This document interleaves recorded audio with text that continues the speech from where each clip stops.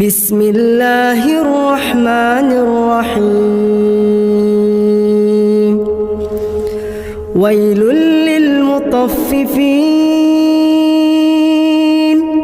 الذين إذا اكتالوا على الناس يستوفون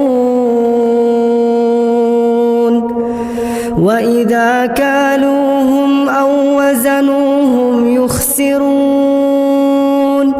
ألا يظن أولئك أنهم مبعوثون ليوم عظيم يوم يقوم الناس لرب العالمين